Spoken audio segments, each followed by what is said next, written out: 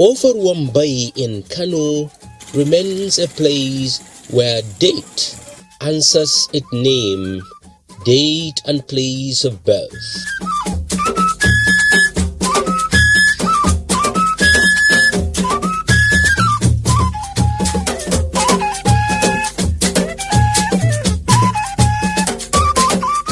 Digging into the story of the ascendance of some of the traders here, a rich history of ties with North Africans, trading the produce that still keeps raising the dust of the trans-Saharan trade.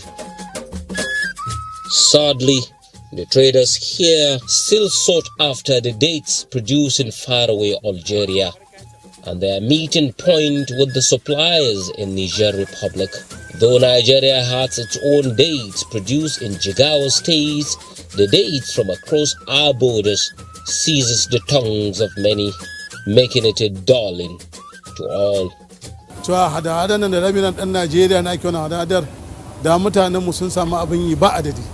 If to say this buying and selling of date is carried out with an indigenous produce, we would have made a fortune. But the majority of the deals are done with imported produce because the indigenous cannot compete.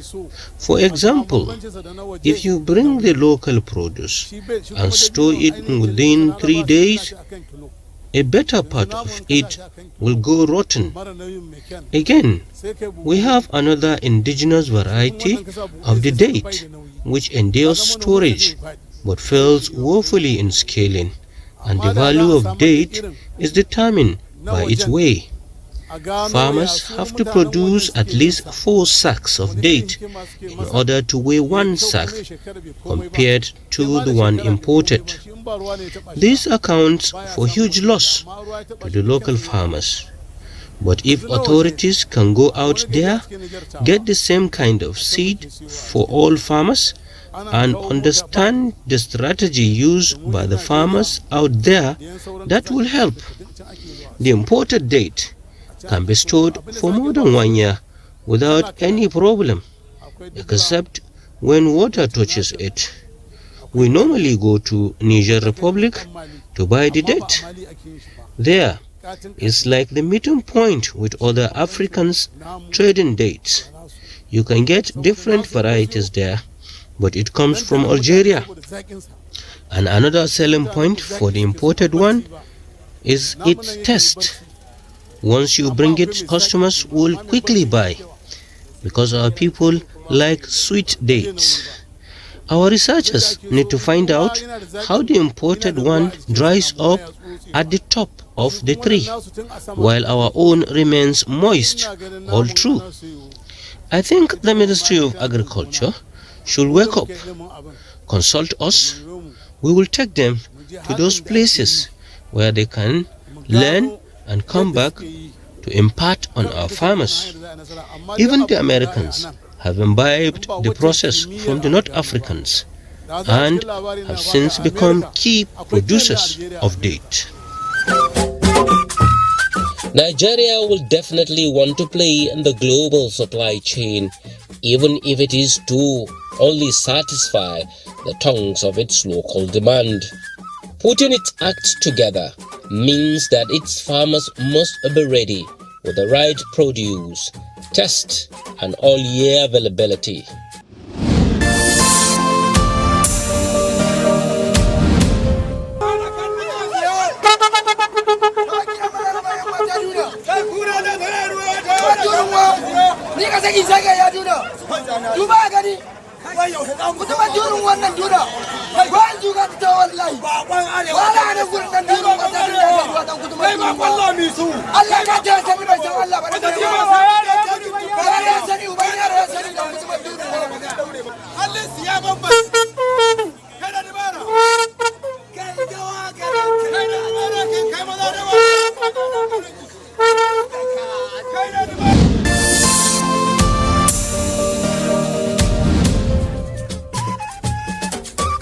To Jigawa State, the hub of dates production in Nigeria, we headed.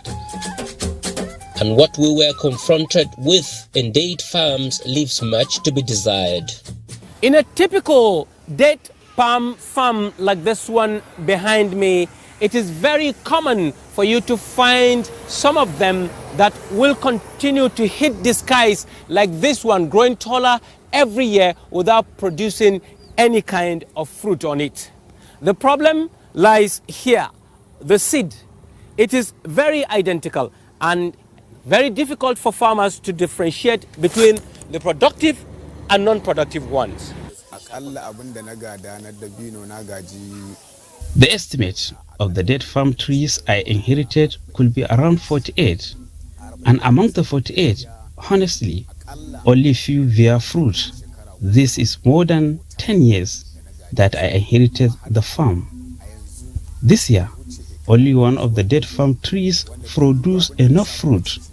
Some of the trees don't produce, and some that produce end up becoming tiny and soft. I also have another variety.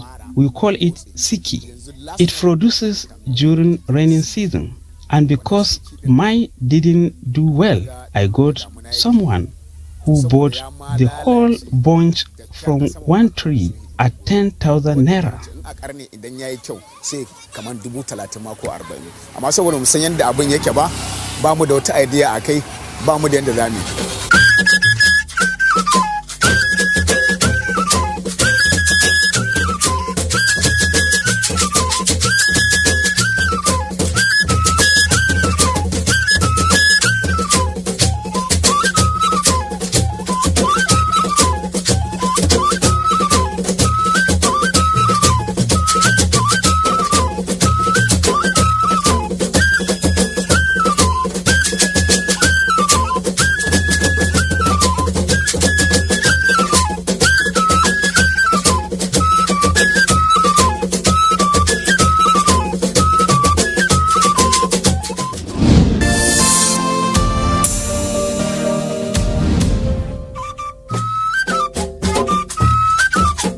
Back to Kano, I went straight to the Center for Dry Land Agriculture in Bayero University.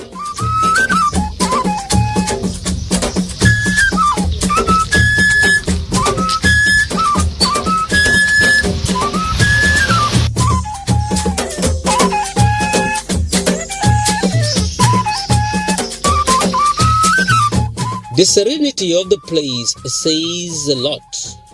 But a lot is the solutions the place brings to the table and the field of agriculture, especially as it breaks the jinx in revealing the productive and non-productive seeds of the date.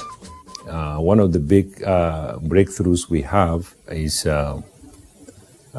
discovery of the sex of date. You know, in this part of the country, especially in Jigawa State, we have a lot of date around. So one of our researchers, in fact, 2 PhD students, discovered the sex of the date, and that has helped farmers of this produce, and discovery of the sex has made them to make a lot of savings.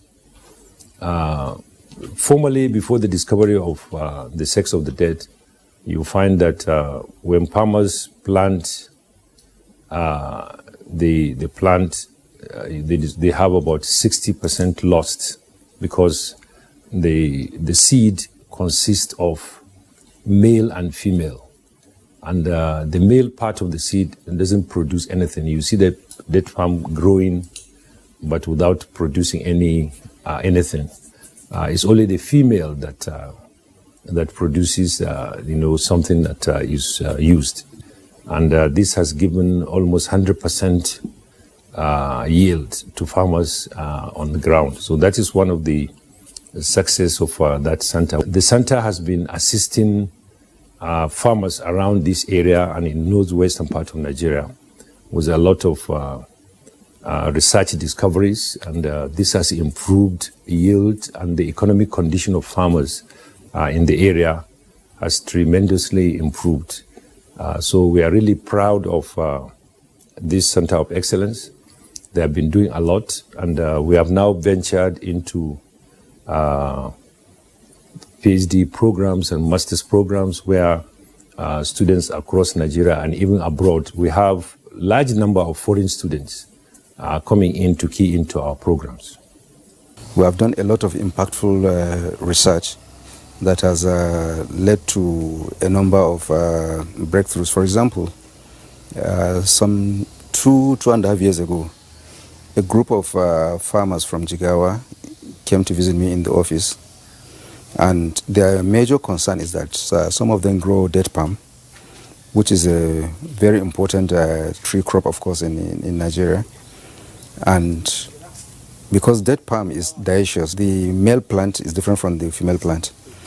And very often farmers cannot differentiate from the seedling stage until maybe after 4 or 5 years, after tending and everything, they may realize that maybe half of the plants are male and will not bear fruits. And probably they may have to cut them. So I tell them, okay, we'll see how we can work on it. And I gathered our researchers, and they were able to use molecular biology techniques to identify the sex at early stage of the seedling, from extracting the DNA of the leaves and identifying the markers for male sex. They can identify male or female at the seedling stage, and that has reduced the risk for farmers. And based on that breakthrough, the governor of Jigawa, the former governor of Jigawa, Badr Mohammed, visited here and ordered us to produce 100,000 seedlings for farmers in Jigawa, which we produce and deliver to them. So this is one of the breakthroughs. Of course, there are so many other things. For example, we are talking about climate change. We are working on understanding what are the future scenarios. We have done a lot of research modeling what are the possible things that will happen in the future. We have worked on developing mitigating strategies. We are working on agronomic ways of addressing some of these issues. You just talked about flooding a while ago. These are some of the things also we have been researching on. Through some small grant from PASET, we are working with communities on how to respond and communicate information about flood risk, especially in Jigawa State. The Africa Center of Excellence in Dryland Agriculture started as just Center for Dryland Agriculture. It was established in 2012 with funding support from the MacArthur Foundation. And the idea of establishing the center came up when BUK thought of bringing a research and training center that will focus on the immediate environment, which is dryland areas. And we also thought of the area as something that is not peculiar to Kano alone. If you look at this part of Africa, is having challenges of low rainfall, high temperatures and so on. And this stretches from Senegal up to Djibouti. So Bayero University thought of creating a center that will do training and research that will impact the society. So in 2012, the university, through the support of MacArthur, established this center. And just about 2 years after its establishment, we saw a call from the World Bank seeking to establish regional centers of excellence. It's a competitive call. We applied among so many other universities across West and Central Africa and won a grant to become an Africa Center of Excellence. And the idea of Africa Center of Excellence is that you get university centers that will specialize in specific area, and students from all over Africa will come and train in that area. And this was born out of the realization by African countries and by the World Bank that for Africa to develop, it must tap into the knowledge economy. And to tap into the knowledge economy, you must have very good postgraduate education. Good postgraduate education at the moment is difficult in Africa because of poor facilities and so many other challenges. So if you say you are going to train Africans outside Africa, it's going to be almost impossible because of the cost. But if you set up regional centers, then it prevents duplication in other countries. Somebody can come to Nigeria to BUK, from anywhere in Africa and train in dryland agriculture. He can go to, for example, Ghana and train in plant breeding. So you have specific, very excellent regional centers that will train Africans to become very good and provide the necessary manpower and research outputs that will improve the productivity and economy of the continent. So that was the idea of establishing the centers. And we were selected by the World Bank in 2014, and we became Regional Center of Excellence. As of today, we've had students from 15 countries of Africa that have come here to study PhD, MSc, or professional short courses. Also, in 2019, after the end of the first phase of the project, we applied for the second phase, which was the call came out in 2018. And we were again competitively selected for funding to continue as an Africa Center of Excellence. Additionally, in 2019, there was another Pan-African initiative led by the presidents of Rwanda and Senegal called PASET, Partnership for Innovation in Applied Science, Engineering and Technology. The idea also was similar to the S idea, to develop critical human resource in Africa. And the project wants to train 10,000 PhDs within a particular period. So they decided to seek excellent centers in universities across Africa to provide that training. And we were one of the 15 centers selected across the whole of Africa as a PASET Africa Host University. So these are some of the activities of the center in terms of training. It is an Africa Center of Excellence supported by World Bank and the French Development Agency, AFD. It is also an Africa Host University under the PASET initiative. BUK is one of the only 15 universities that are providing this service. And in the area we are, that is, we specialize in this regard in the area of climate change. We are only one of 5 universities that provide that training. The researchers here did not stop, but also found more clues for improved varieties. Well, you know, this is research, and for tree crops it takes a bit of time. So the teams are working not only on date palm, on different crops, on sesame, on sorghum, on hibiscus. We have teams that have started working, and hopefully in the next few years you will see new varieties with new traits, and you will see improvement also in the way they are produced. Tissue culture is just simply another way of propagating plants en masse. You propagate them in such a way that you reduce disease occurrence, because you are starting from laboratory, from sterile environment. What we have there is a facility mainly for research. We have a number of students working on different aspects. For example, there's a PhD student now that is working on endangered tree species. She's developing protocol for mass propagation of those tree species, such as Prosopis crea. It's one of the species that is becoming extinct. And she's working on finding fast ways of propagating them. Of course, for other low-hanging fruits like banana, we have been using tissue culture to propagate thousands of seedlings of banana, which we plant on our farm. These not only put smiles on the faces of date farmers with economic boost, but a huge first lift for the university. During the latest ranking by Times Higher Education, which was released some couple of months ago, Bayero University is number 4 university in Nigeria. We are coming after Lagos, Ibadan, and Covenant. Bayero is number 1 and is number 4. We are number 1 in northern Nigeria. There's another ranking that took place about 2 months ago by the same body, and we became number 3.